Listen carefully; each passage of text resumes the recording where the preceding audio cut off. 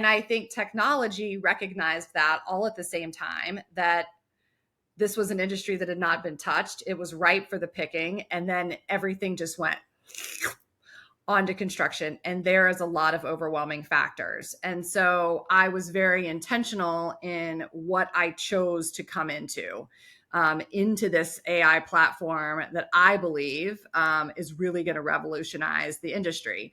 Not in a way that is going to take over people's jobs per se, or is going to, add even more burden onto these already burdened project teams. I really believe this is the answer to start making the industry make sense and make money.